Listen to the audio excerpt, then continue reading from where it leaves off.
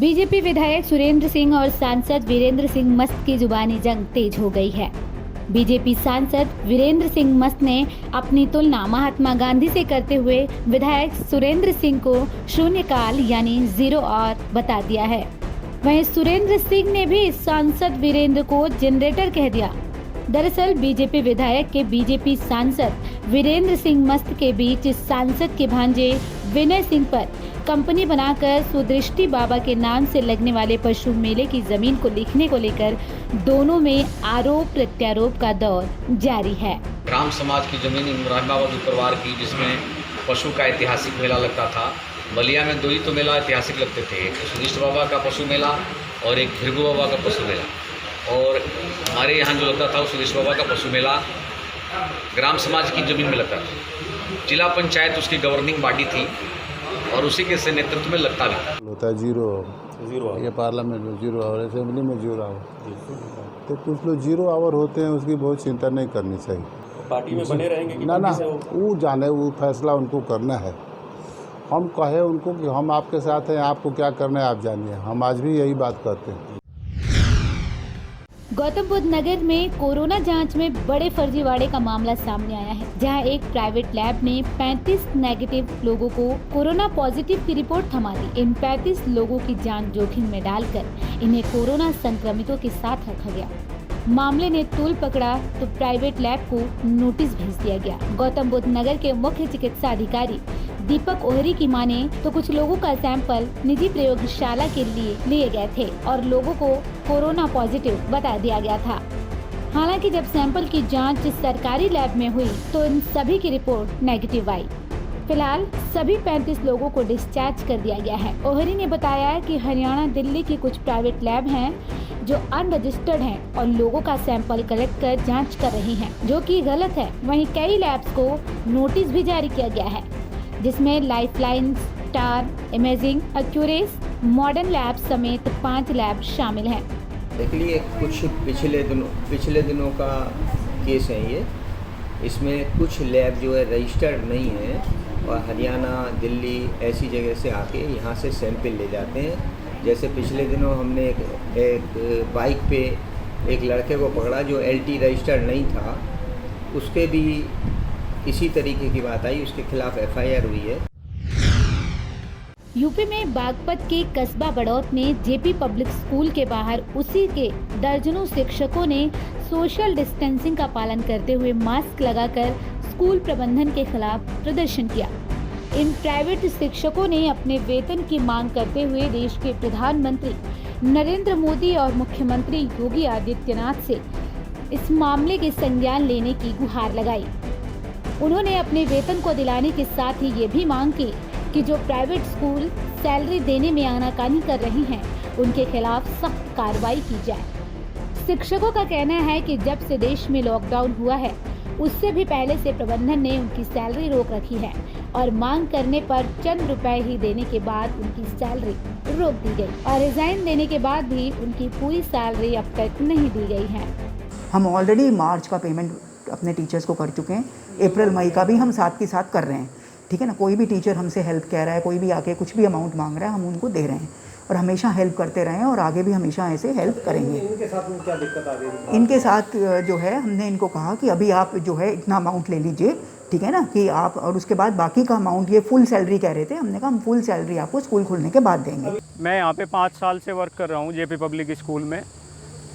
इनके यहाँ ये समझो 30 से 40 लाख रुपए पर मंथ ये कमाई कर रहे हैं, लेकिन अब आर्थिक तंगी में जब मदद करने का टाइम आया, टीचर की मदद करने का टाइम आया, तो इन्होंने अपने हाथ खड़े कर लिए हैं।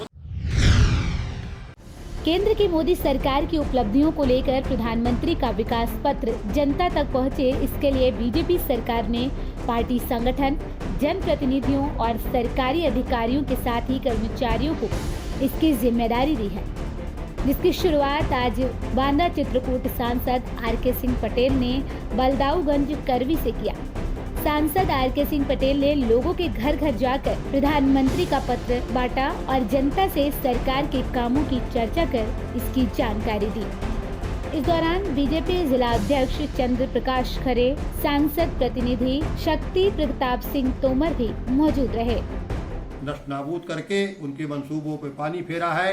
आतंकवाद के खात्मे के लिए आए दिन जो भी आतंकी घुसपैठिया भारत में घुस रहा है उसका खात्मा हमारी सेनाएं कर रही हैं। आजमगढ़ के डीएम राजेश ने आजमगढ़ सीसी मुख्यमंत्री के dream project Gorakhpur link expressway के निर्माण में कार्य तेजी से लाने के आदेश दिए हैं। दरअसल गोरखपुर लिंक एक्सप्रेसवे में अतरौलिया क्षेत्र में भूमि अधिग्रहण को लेकर क्षेत्र की लगभग आधा दर्जन गांव के किसानों से सहमति नहीं मिल पाई, जिसकी वजह से निर्माण कार्य में देरी हो रही है। डीएम ने कहा कि वो खुद किसानों से बात करेंगे, उनकी जो भी समस्याएं हैं उसे दूर करेंगे और उन्हें समझाएंगे कि ये प्रोजेक्ट उन्हीं की प्रगति के लिए है। इसके साथ ही उन्होंने अधिग्रहण का कार्य जल्द शुरू करने की बात कही। जो बन रहा है उसकी प्रगति की समीक्षा और उसकी जानकारी लेने के लिए आज हम यहाँ पे आए थे। यूपीडा के भी अधिकारीगण थे और हमारी तहसील के भी लोग थे। 2 बिंदु उसमें देखे गए हैं, कितनी भूमि हमारी एक्वायर हो चुकी है या परचेज की जा चुकी है। यूपी के हाथरस में एक मानसिक रूप से विक्षिप्त नाबालिग से दुष्कर्म का मामला सामने आया। बताया जा रहा है कि आरोपी ने घर में घुसकर नाबालिग से हैवानियत की सारी हदों को पार कर उसे जान से मारने की धमकी दे दी। नाबालिग ने अपने पिता से आप बीती सुनाई तो पिता ने आरोपी के खिलाफ कोतवाली में तहरीर दी, लेकिन कोतवाली पुलिस ने कोई भी कार्रवाई नहीं की। पुलिस के आरोपी के खिलाफ मामला दर्ज नहीं किए जाने से परेशान परिजनों ने पुलिस अधीक्षक से मिलकर न्याय की गुहार लगाई। पुलिस अधीक्षक के आदेश पर पुलिस ने आरोपी के खिलाफ मुकदमा दर्ज कर जांच शुरू की। मुझे छेड़छाड़ी की थी और उसने गंदे काम किए थे, सारे कपड़ा फाड़ दिए थे, मेरे हाथ पैर बांध दिए थे। उसने मुझे धमकी दी, अगर किसी ने बताया तो 10 मार के रख दूंगा।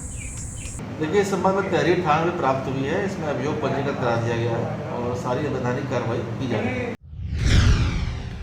उत्तर प्रदेश सरकार की लाख कोशिशों के बावजूद भी कोटेदार अपनी मनमानी से बाज नहीं आ रहे हैं। गांव के दबंग कोटेदार से परेशान होकर ग्रामीणों ने जिलाधिकारी से गुहार लगाई और कोटेदार के खिलाफ कार्रवाई की मांग की।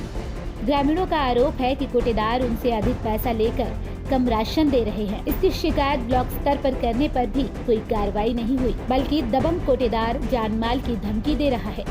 ये पूरा मामला ग्राम पंचायत अमनपुलवा ब्लॉक विशेश्वरगंज का है।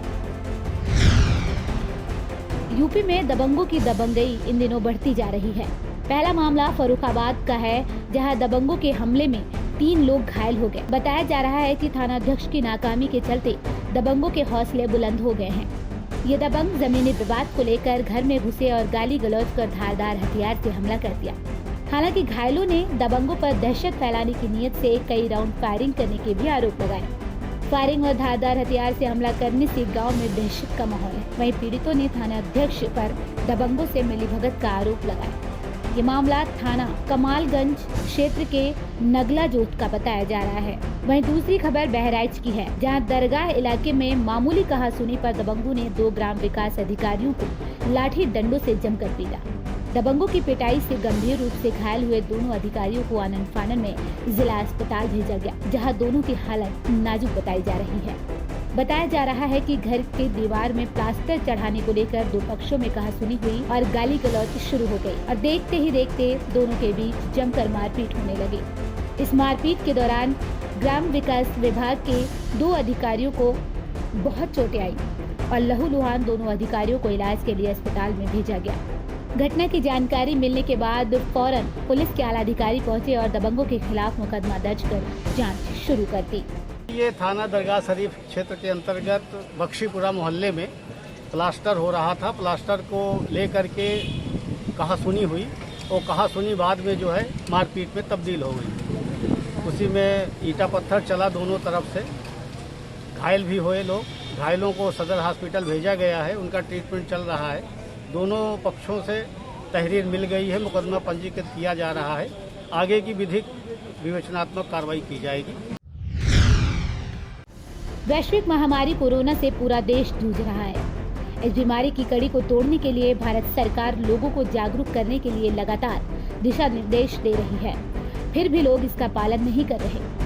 ताज़ा मामला रुद्रपुर विकास भवन का है, जहां विकास भवन का कर्मचारी मास्क को जेब में रखकर घूमता दिखाई दिया और विकास भवन में बनी कैंटीन में सोशल डिस्टेंसिंग का पालन नहीं कराया जा रहा था, जिसे मुख्य विकास अधिकारी मयूर दीक्षित ने अपने कैबिन में लगे सीसीटीवी कैमरे से देख लिया।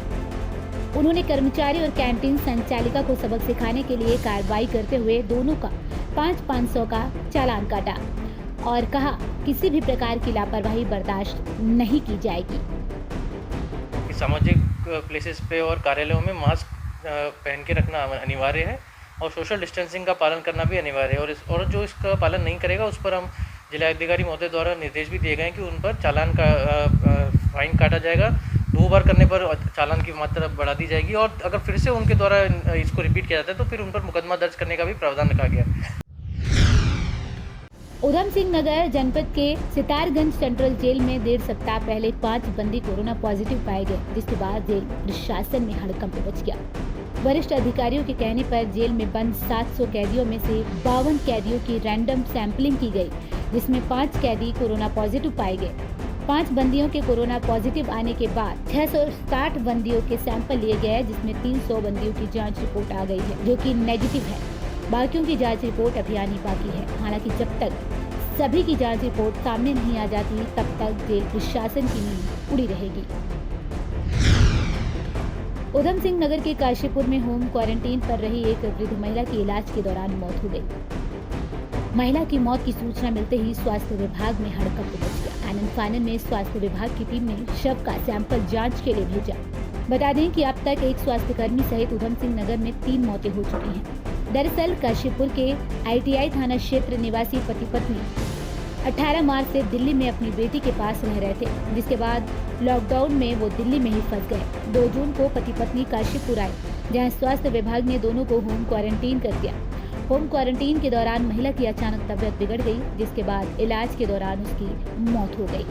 कल एक बुजुर्ग जो दिल्ली से आए थे, जो होम क्वारंटाइन में थे, 87 वर्षीय थे, उनकी मृत्यु जो है उनके परिवारजनों द्वारा रिपोर्ट की गई थी।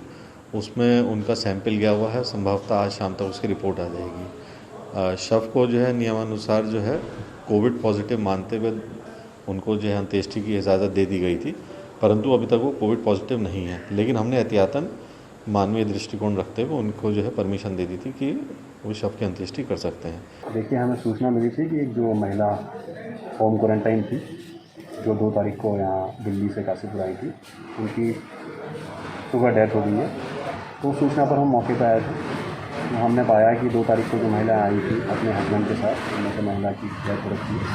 उनका शायद कुछ स्वास्थ्य भी खराब हुआ था, तो क्योंकि कोरोना संदिग्ध प्रतीत होती हैं, इसलिए डेड बॉडी को मौके पर भेजा गया। सितारगंज विकासखंड की नानक मत्ता क्षेत्र की ध्यानपुर ग्राम सभा में CCTV रोड में भ्रष्टाचार के विरोध में उतरी ग्राम सभा की उप प्रधान लविंदर कौर और सदस्यों ने ग्राम प्रधान और ग्राम पंचायत विकास अधिकारी पर सीधे भ्रष्टाचार के आरोप लगा दिए, जिससे नाराज ग्राम प्रधान समर सिंह, ग्राम पंचायत अधिकारी देवेंद्र मेहता ने उप प्रधान और उनके साथियों के खिलाफ मुकदमा दर्ज करा दिया। भ्रष्टाचार से नाराज उप प्रधान ने आज जिला अधिकारी SSP और CDO से न्याय की गुहार लगाई है। हमारे ग्राम के प्रधान और सेक्रेटरी ये मिलके बहुत काला धंधा, मतलब कि घोटाला करना चाह रहे हैं। वहाँ पे RC रोड बन रही है, करीब 70 मीटर है हमारे गांव में ध्यानपुर में। उसमें बिल्कुल पेवर मट्टी वाला रेत, पिल्ला, ईंट इसके इस्तेमाल कर रहे हैं, बेकार रद्दी सीमेंट का। और वो जब ग्रामीणों और ग्राम पंचायत सदस्यों द्वारा हमने आवाज़ उठाई, उस पे ये लोग हमें मारने की कोशिश कर रहे हैं और हम कह रहे हैं कि जो खर्चा पानी लेना वो ले लो, हमें धमका रहे हैं।